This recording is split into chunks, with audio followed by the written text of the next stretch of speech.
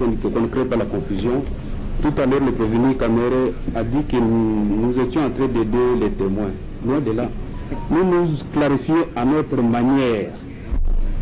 De la manière lui conçoit qu'il y a un contrat, nous le concevons de notre manière qu'il n'y a pas contrat. Chacun reste dans sa position tout simplement. C'est ce que je fais toujours à thé quand je prends la parole.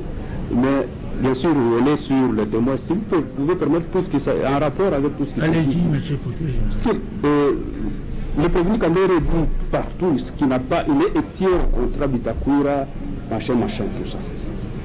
Il n'est pas là. Ça ne le concerne pas. Et comment il peut nous expliquer le fait qu'il a autorisé qu'on puisse payer? Puisqu'on a payé sur base de ce que lui a planifié. Et ça se trouve au dossier, ce qu'on appelle plan de décaissement. Qui nous disent un peu ça, puisqu'il est tiers. Prévenu Kamere, votre... Non, je n'ai pas bien suivi, puisque quand il a parlé de machin, je n'ai pas compris ce qu'il veut dire. Monsieur le procureur général dit ceci, que parce que vous avez affirmé être tiers au contrat, entre guillemets, Bitakura, c'est une histoire qui concerne Bitakura et c'est lui seul qui peut venir expliquer. Alors comment expliquez-vous avoir donné injonction au service des finances pour que ce marché soit payé? Non seulement je n'ai pas donné injonction, parce que je n'en ai pas le pouvoir. Le pouvoir d'injonction en ce qui concerne les ministres, c'est le Premier ministre ou le Président de la République. Et donc je voudrais vous dire que pendant que nous faisions la conception, ces documents ne sont pas tombés du ciel.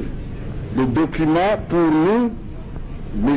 Bitakura avait déjà signé en avril 2018 ce contrat-ci avec Samibo. Il l'avait déjà signé et il n'a pas nié hier. Et à notre arrivée, ce contrat avait encore sa validité. Sinon, on ne parlerait pas d'avenant. L'avenant, c'est sur quelque chose qui existe. Sinon, on parlait tout simplement d'un contrat entre Samibo et le ministère du Développement rural. Mais ce qui a été payé, ce n'est pas ce qui est dans ce contrat. Dans ce contrat, c'était prévu le paiement 900 maisons plutôt, au prix de 26 750 000. Mais ce qui a été payé, c'est 57 600 000 votre honneur, portés dans l'avenant. Votre honneur, je suis en train de citer. Okay. Il y a eu ce premier contrat signé par Bitakura. Nous lui avons posé la question et il a répondu qu'en ce qui concerne l'avenant, toutes les signatures sont les siennes. Ce ne sont pas que le contrat soit régulier ou irrégulier, c'est l'autorité contractante qui en répond. Maintenant, les juristes peuvent commencer à spéculer là-dessus, mais il a reconnu que c'est sa signature. Et puis on dit, bon, c'était un projet, non. C'est entre l'autorité contractante, ici, Bitakura, Bihoya, Haï, Vista. Il a reconnu sa signature. Et pour le groupement Samibo, Congo, Karmod, Sami Oubala, Jamal, administrateur gérant. C'est là. Mais pour nous, nous pouvons arriver à la conclusion que nous amenons en bateau. Donc on nous a donné un faux contrat, un vrai faux contrat, sur lequel nous avons tablé. Le planning de paiement, puisque les ministres des Finances et les autres, les experts sont là, quand nous avons terminé le travail au niveau de la présidence de la République, respectueux des prérogatives de chaque ministère.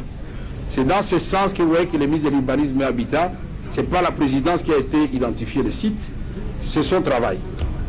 En ce qui concerne les paiements, comme moi je ne connaissais pas tous ces prestataires, et comme nous avions en face de nous les ministres qui étaient dans le gouvernement Tchibala, tous les prestataires étaient invités d'aller au ministère des Finances, chacun défendre son dossier. Et c'est à partir de là, puisque la contrainte budgétaire, c'est la clé de tout. À ce moment-là, un planning a été fait. Et j'ai répété autrefois, il s'agissait de travaux d'urgence. J'ai comme l'impression, votre honneur, qu'on ne met pas suffisamment d'accent sur ça. Programme d'urgence du président de la République. Ce n'est pas un programme normal, régulier, non. programme d'urgence, comme maintenant là. Quand M. Ngongo dit qu'il n'a pas de mémoire qu'on a payé ces sources-là, je trouve cela tout simplement malheureux pour notre pays. Parce qu'il y a eu beaucoup de paiements qui ont été faits avant même de bénéficier des services. Et le ministre du budget qui viendra ici vous dira qu'à son départ, il a laissé des piles et des piles de dossiers pour régularisation. Parce que le ministère des Finances et la Banque centrale ont déjà payé. Maintenant, nous sommes dans l'urgence sanitaire. Peut-il nous dire que toutes les dépenses qu'on fait pour le compte du ministère, puisqu'il avait participé quand même à cette réunion-là, et nous avons décidé, séance tenante, de mettre à disposition du ministre de la Santé de l'équipe de Mouyembe 3500 $ américains. Et le ministre des Finances a payé 3 millions. Téléphone, le ministre des Finances appelle le gouverneur de la Banque centrale, monsieur, il y a urgence. Payez déjà 1 500 000 $ américains tout de suite et maintenant. Donc nous sommes devant les juges, donc nous sommes devant l'État.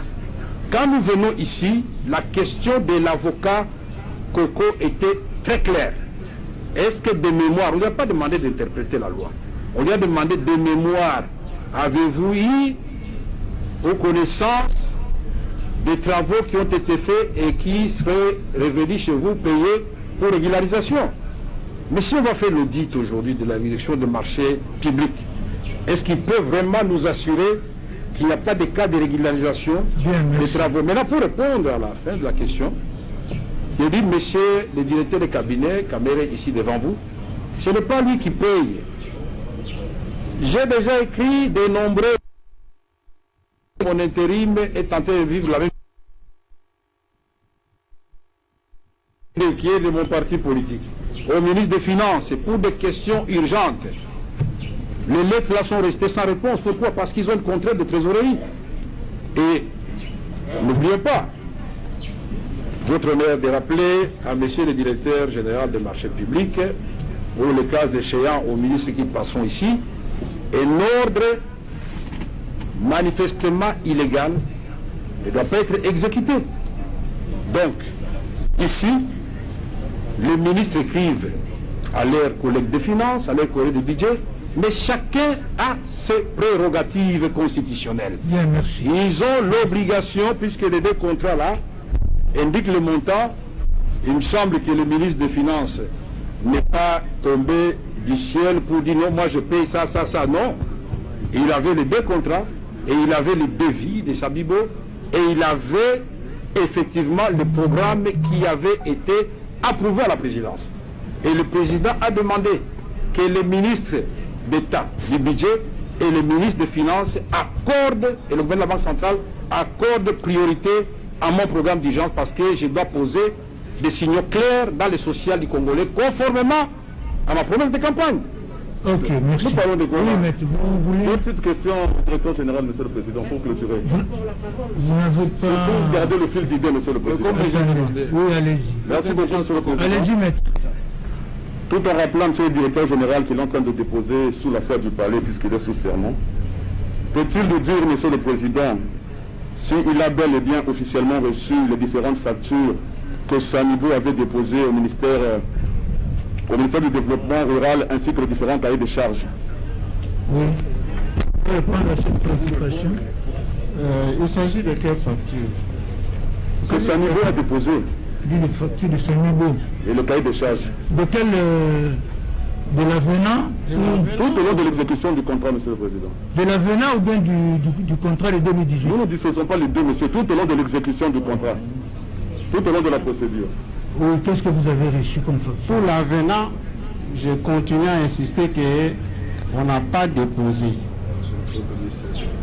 La facture n'était pas déposée, le devis n'était pas déposé. Mais pour le premier marché, on a des factures qu'on a jointes dans le dossier qu'on a déposé. Okay. Deuxième question, monsieur Poussonier. Oui. La deuxième question. Oui, allez-y, maître. Vous comprenez qu'avec ça, nous aurons encore besoin de l'ancien ministre de Voix, monsieur le Président. La deuxième question, l'article 32 de la loi sur la passation des marchés prévoit des marchés à bon de commande. Est-ce que monsieur le directeur général peut nous expliquer à quelle occasion on peut y recourir et sous quelles conditions? Merci beaucoup. Oui, monsieur le directeur. Le marché à bord de commande, il s'agit de marchés qui sont définis sur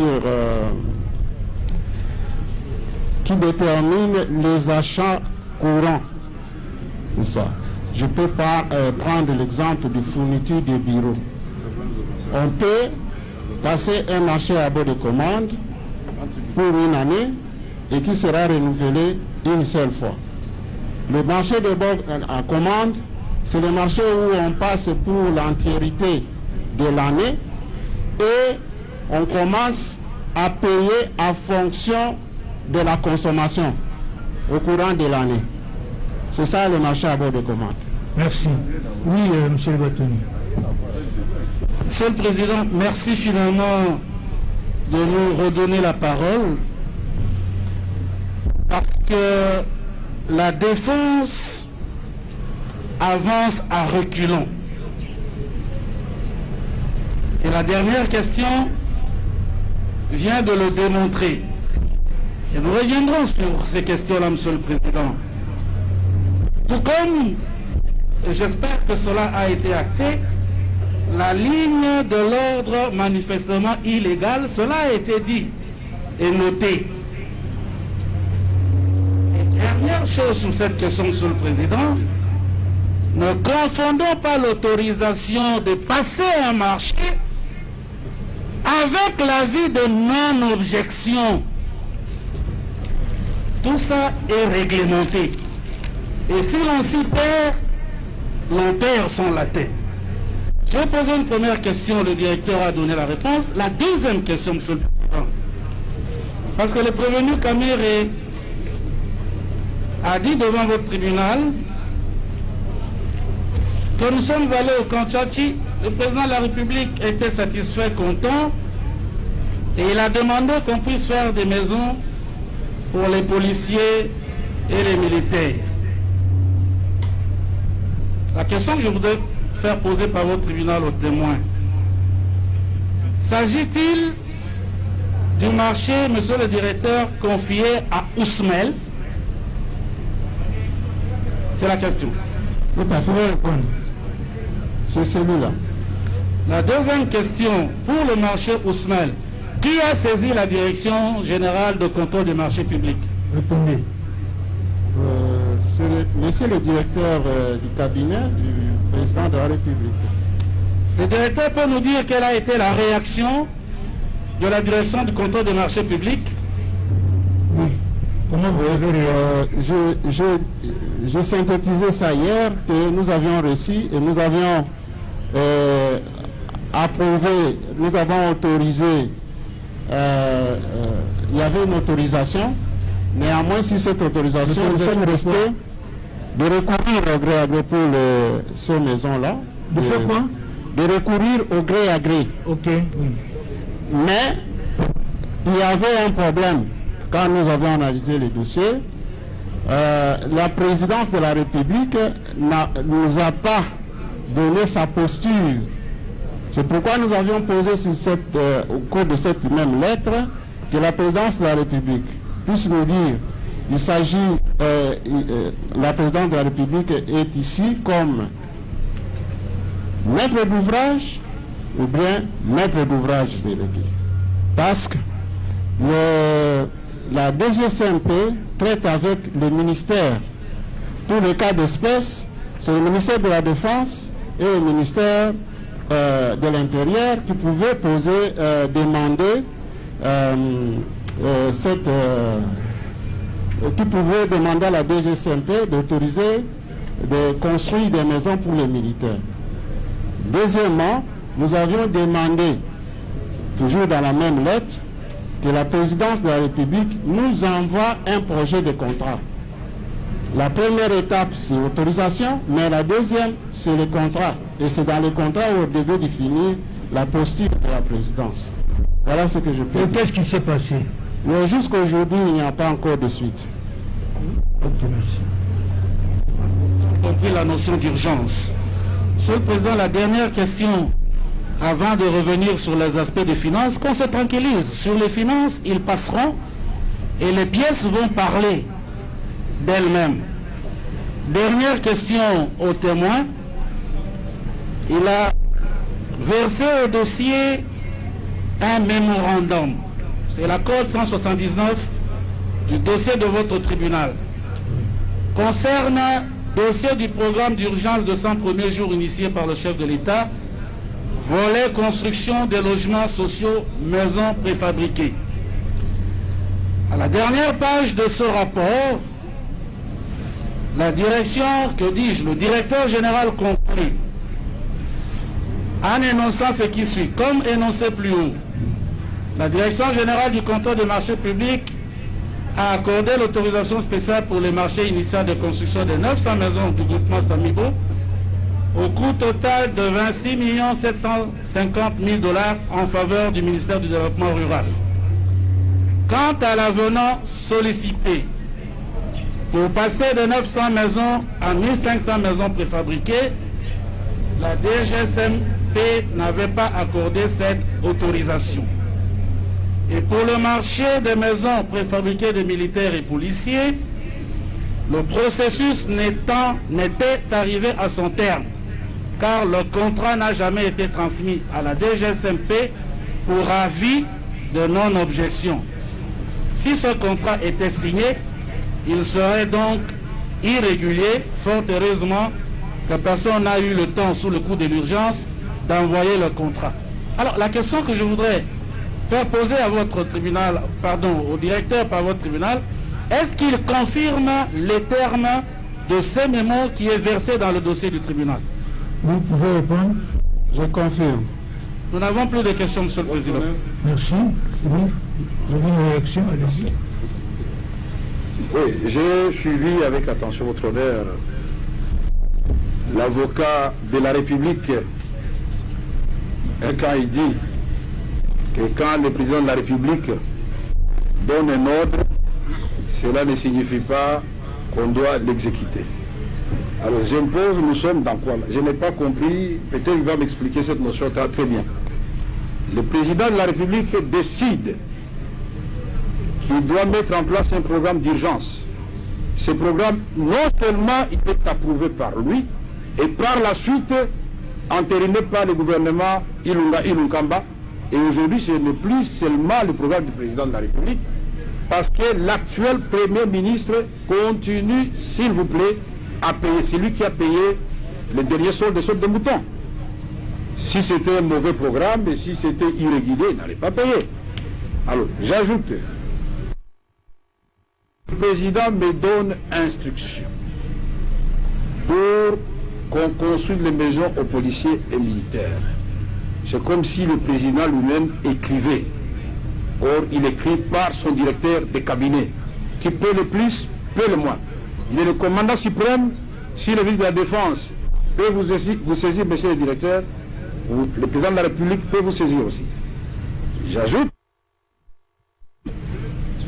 ici, monsieur a bien répondu qu'il s'agit de Ousmane. Parce que je l'avais dit dans ma lettre, la question ne valait même pas la peine d'être posée. Dans ma lettre, c'est clairement dit que c'est la maison Ousmane pour le travail qui avait été fait au Kantchachi. Et donc, ici, c'est le résultat. Et donc, en ce qui concerne toutes ces discussions sur les contrats, moi, je voudrais les focaliser sur celui, le marché qui me concerne, et je vous ai dit,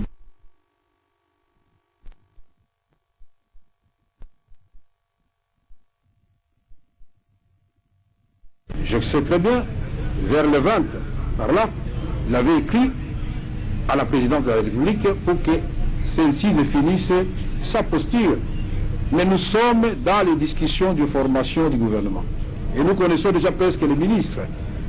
Le va-et-vient entre le Premier ministre et le président de la République.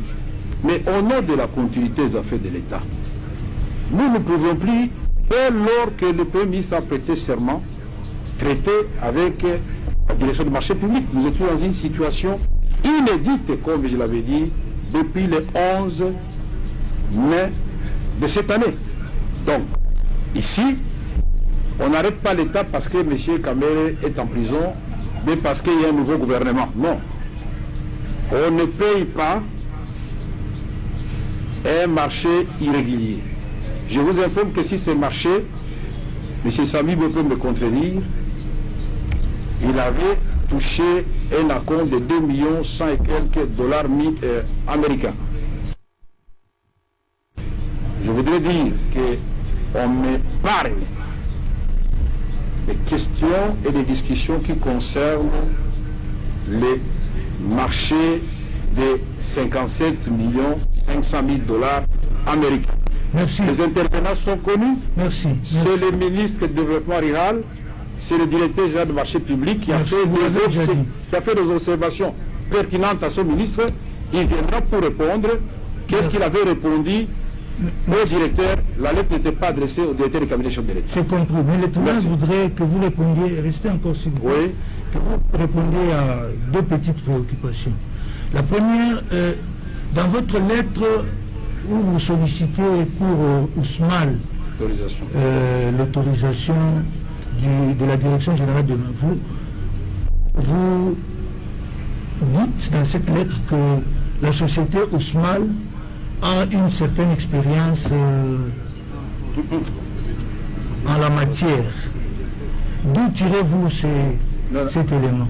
Votre honneur, avec tout le respect que je vous dois, je vois que Michel Ngongo, qui est ici le directeur, c'est lui, dans la réponse qu'il m'adresse, c'est lui qui dit que cette société a une expertise avérée depuis 1986. Est-ce que, monsieur le directeur, je suis en train de mentir? Ce n'est pas moi, c'est dans sa réponse. C'est lui qui vante la société Ousmane, dans sa réponse. Je peux vous la donner, j'ai la lettre. Je peux vous la donner, et donc comme nous sommes là, c'est encore très intéressant. À monsieur... Oui, non, quel est le problème? À monsieur le directeur du cabinet du président de la République au Palais de la Nation, demande d'autorisation spéciale. Ça, c'est la réponse à ma lettre. Excellence, monsieur le directeur du cabinet, j'ai l'honneur d'acquiser bonne réception de votre lettre du 20 juin 2019 par laquelle vous sollicitez l'autorisation spéciale de recourir à la procédure de gré à gré pour le marché relatif à l'érection de 3000 maisons préfabriquées pour les militaires et policiers de la ville de Kinshasa, et vous en remercie. Après examen de votre requête, la Direction générale du contrôle des marchés publics constate ce qui suit. Premier tiré, ce projet est repris dans le programme d'urgence pour les 100 premiers jours du président et chef de l'État. Ce n'est pas moi qui le dis. Il a vérifié, donc il avait le programme sous les yeux. Deuxième tiré, la société, j'attire l'attention, votre attention, sur cette deuxième tiré. La société Ousmane SARL. Puisque nous avons entendu ici le 25, que cette société était créée au mois de mars. Mais là, le directeur général des marchés publics de Ousmane est spécialisé dans la production de conteneurs d'hébergement depuis 1986. Donc c'est lui qui fait allusion. C'est pas Merci. Monsieur le directeur, votre réaction. D'où tirez-vous ces éléments? Nous avons tiré les éléments dans les dossiers qu'on nous a transmis. Parce que dans ces dossiers, il y a un mode qui se trouve avec la société Samibo, qui dit que la société Ousmane a été en contact avec la société Carmol et ils ont exécuté le marché en Guinée, Guinée équatoriale ou Guinée. Et ils ont mis, comme dans le premier contrat, parce qu'ici on fait sortir plus aspect Samibo, dans le premier contrat, Samibo est en groupement avec Carmod.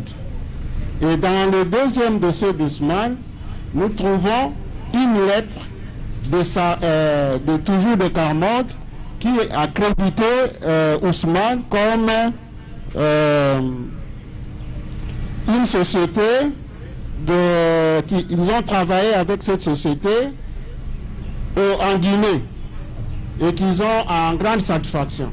C'est cela, quand les rédacteurs ont rédigé, ils ont dit que c'est depuis 89. Ça, c'est attendez, ces éléments, qui vous les a transmis? Ça se trouve dans les dossiers. Les dossiers qui Qui venait de la présidence.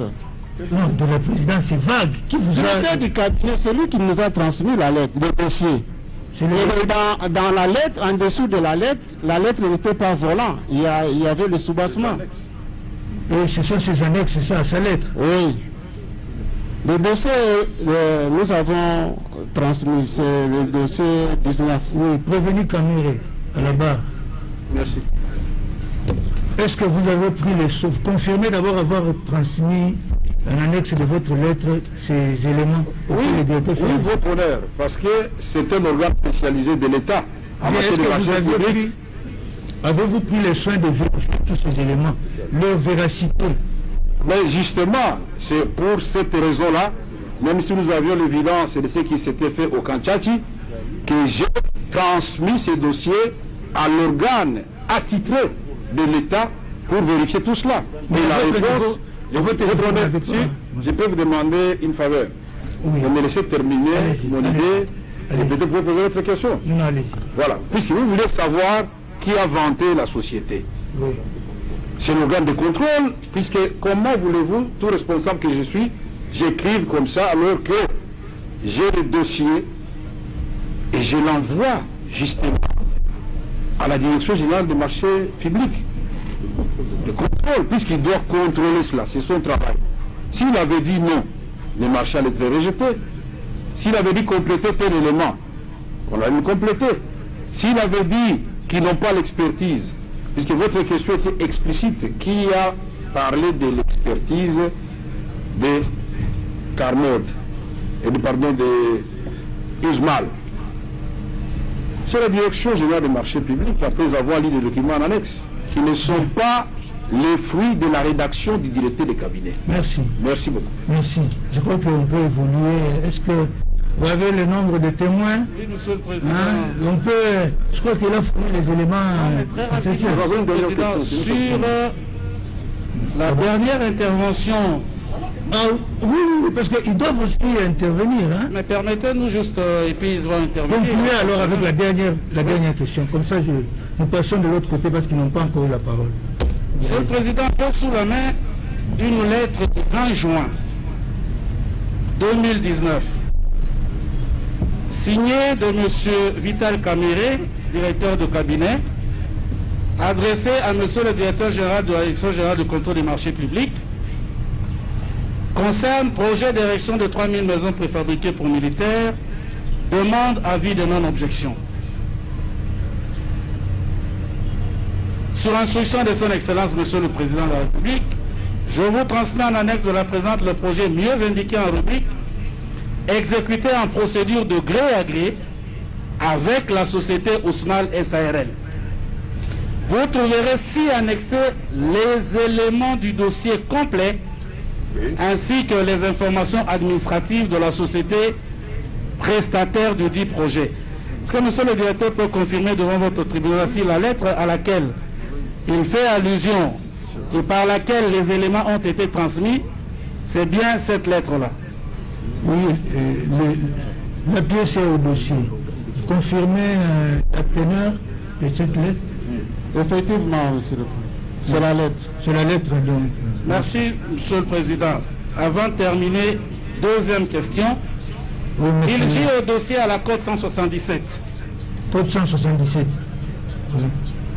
La note explicative de la division des conventions de délégation de services publics et du partenariat public-privé. Oui. Examen de la demande d'autorisation spéciale de recourir au gré à gré relatif à l'érection de 3000 maisons.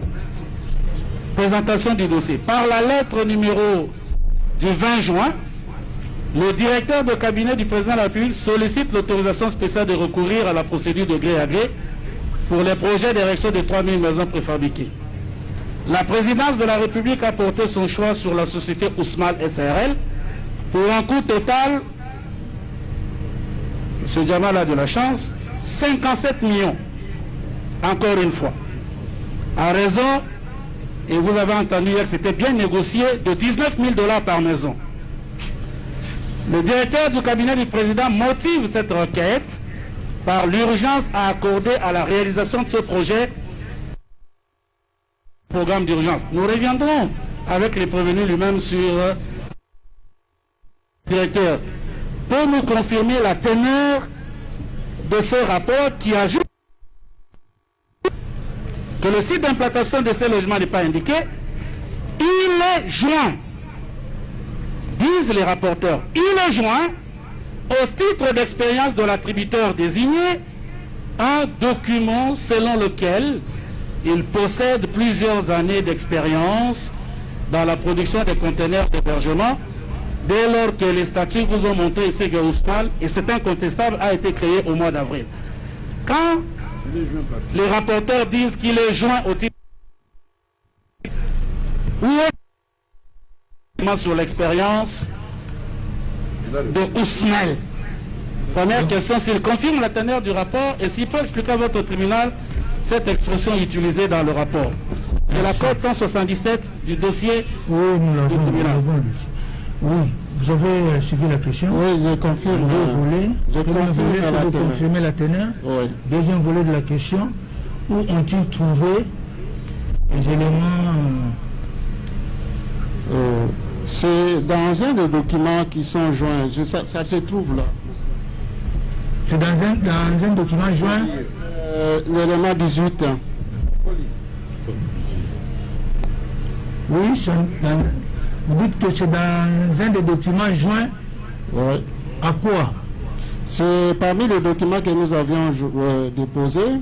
Il y a une lettre de Carmode qui est en train de confirmer qu'ils ont travaillé avec Ousmane.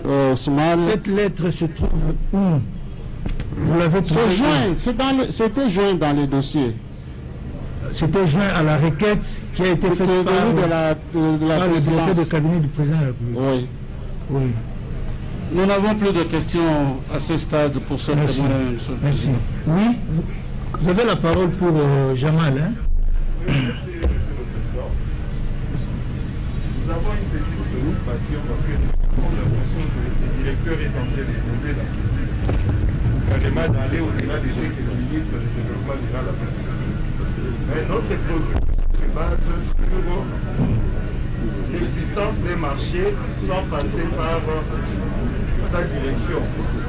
C'est-à-dire, qu'est-ce qu'il fait comme analyse de l'article 44 de la loi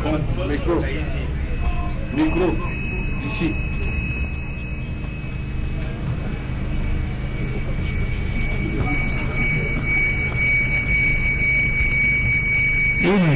Je disais, Monsieur le Président, quelle est l'analyse que le directeur fait des dispositions de l'article 44 de la loi numéro 010 10 du 24 avril 2010 relative au marché public qui dispose, je le lis à l'intention du tribunal, les marchés spéciaux sont ceux qui ne répondent pas pour tout ou partie aux dispositions relatives au marché par appel d'offres ou au marché de gré à gré. Ils comprennent le marché relatif à la défense nationale, à la sécurité et aux intérêts stratégiques de l'État. Voilà. Qu'est-ce qu'il a comme analyse par rapport à ces dispositions? Merci. Je vais répondre. Oui, merci, Monsieur le Président. L'article 44 concerne les marchés spéciaux. Et les marchés spéciaux, pour donner un exemple plus simple pour que les gens puissent comprendre, quand le ministère de la Défense achète les armes pour défendre le pays, ces marchés-là, c'est un marché spécial. Ça ne doit pas être mis à la disposition de n'importe quel service en dehors des services concernés. Voilà ce qu'on appelle marché spéciaux. Mais le marché de préfabriqués n'est pas un marché spécial. Merci. Oui. Monsieur le Président, là c'est l'explication qu'il a donnée, mais je veux avoir son analyse exacte par rapport à la loi. On sait que la loi parle à la défense. Doit-on exclure de ces marchés les logements sociaux pour les militaires et les policiers? Mais je viens de dire que la construction d'une maison pour les militaires n'est pas un marché spécial. Si vous prenez, et ce que je peux considérer comme un marché spécial, si on est en train de construire par exemple un bunker, là c'est un marché spécial. Parce qu'on ne doit pas donner les spécifications d'un bunker à travers les civils. Hein? Mais une maison, l'achat de tenues simples, l'achat de, je sais pas, vous devez savoir que on avait déterminé, qu'on devait déterminer par un décret du Premier ministre une liste de marchés spéciaux qu'on devait considérer comme marchés spéciaux, et ce décret-là n'est pas encore signé. Merci. Votre honneur, puisque le décret n'est pas encore signé, est-ce que les directeurs, parce que nous avons comme l'impression qu'il exclut le traitement social des militaires au caractère... C'est pas une impression, c'est ce qu'il dit. Oui, oui, le traitement des militaires, alors que dans le traitement des militaires, il y a aussi cet élément-là. Ça vous réservez au moment opportun. Allez-y aux Votre honneur, une question, mais ça appelle aussi une certaine observation pour évoluer. Votre honneur, peut-il catégoriser ce qu'il attend maintenant par marché spéciaux et marché, autre marché, je ne sais pas comment il va catégoriser. Mais il a déjà répondu. Il a déjà répondu. Votre honneur, parce qu'il a donné des exemples. Il n'a pas défini. Il a parlé. Mais votre honneur, nous devons être éclairés. C'est lui l'expert de la nation. Mais il a dit. Il est ici pour nous éclairer parce que ce sont des cas qui pourront nous venir plus tard. Mettre, s'il vous plaît. Je vous en prie, monsieur le président. Il a clairement dit ce que lui entend d'après son interprétation de la loi par marché spéciaux. Il a ajouté que un décret du Premier ministre d'après cette loi devait être pris pour donner une liste exhaustive des marchés spéciaux, et cela n'est pas encore intervenu. Merci, monsieur le président. Nous comprenons que le tribunal a compris comme nous qu'il soit acté que c'est l'interprétation personnelle du directeur qui n'a pas puisé cela de la loi. Nous sommes très attentifs, maître. Merci. Oui, allez-y. Allez-y, on termine. Comme ça, on fait venir. La dernière intervention, on fait venir. Merci pour la parole. Nous voudrons poser quelques questions, 3 petites questions à l'intention du directeur par le tribunal. Première question, sous quelle forme les projets de contrat... Donnez votre nom pour que madame la Maître Mukendi Kassongo Joseph Patrick. Merci. Oui, maître. Oui. Nous voudrons savoir si, sous quelle forme lui sont généralement transmis les contrats au niveau de la DGCMP. Donc les projets de contrat, sont-ils déjà signés ou non signés? Oui, merci. Quand on parle d'un projet, c'est-à-dire c'est un document qui n'est pas encore signé. Hein? Merci beaucoup. Merci. Réponse très précise. Deuxième question. À quel moment la DGCMP peut-elle considérer qu'un avis de non-objection a été donné en bonne et due forme? Oui. C'est quand un dossier a respecté tous les éléments qui exigent la loi pour qu'on puisse passer un marché. Hein? Donc, je ne sais pas comment je peux te répondre. Je vais te débobiner maintenant ici qu'il faut commencer par un dossier d'appel d'offres, il faut faire ceci, il faut un rapport d'analyse, il faut cela. Hein? Vous posez une question précise, on vous donne une réponse. Non. Parce que la matière est abondante, s'il vous plaît. Merci. Non, merci beaucoup. Ma dernière question. Non, ça va, maître, ça suffit. Ma dernière question. Non, ça suffit. Que lui termine, on fait venir. Selon vous, monsieur le directeur, quelles peuvent être les conséquences juridiques d'un avis de non-objection? Pardon? Selon monsieur le directeur, oui. Quelles peuvent être les conséquences juridiques d'un avis de non-objection? Oui.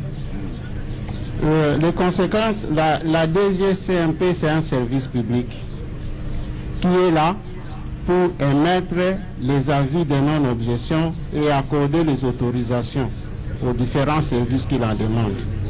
Et c'est les avis de non-objection, les autorisations permettent à ce qu'on puisse passer à l'étape suivante de la procédure de passation de marché public. J'ai dit ici tout à l'heure que la DGCMP peut donner une autorisation, peut donner a donné un avis de non-objection. Si l'autorité approbatrice constate qu'il n'y a pas de crédit, ce dossier-là, donc ce contrat-là est nul et nul fait, n'est pas exigible, il n'est pas exécutoire. Il faut qu'il y ait une approbation. Ce sont les verrous. Bien, merci. Ok. Alors, l'administration, que l'administration nous fasse venir... merci beaucoup, monsieur. Que l'administration nous fasse venir le témoin Kangoudia. Le témoin Kangoudia, l'ancien ministre du budget.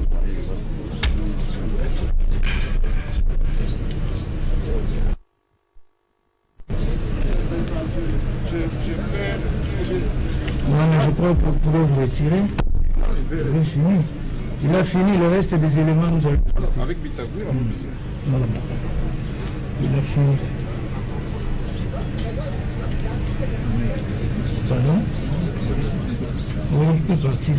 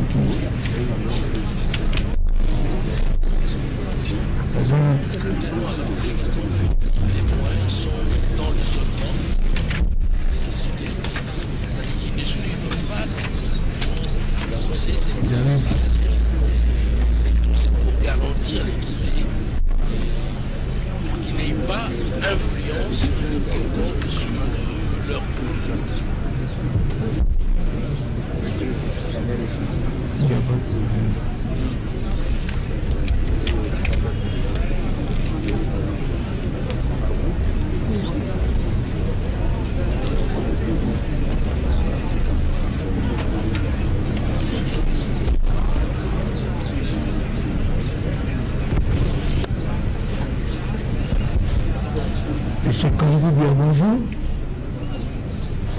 Bonjour, votre honneur. Vous allez bien? Un peu fatigué de plusieurs, mais ça... Merci pour avoir honoré la justice par votre présence. Bien, est-ce que vous pouvez décliner toute votre identité, date de naissance? Merci beaucoup, votre vous honneur. appelez Kangoudia Mbaye Jean-Pierre. Mon nom est Pierre Kangoudia Mbaye Pierre, pas Jean-Pierre. Okay. Né le 9 juin 1957 à Louabourg, aujourd'hui Ghana. Fils de... Pardon? Fils de... Fils de André Kapambouka Chama, décédé, et de Régine Galula Chimbombo, également décédé. Je suis originaire du village de Dikundi,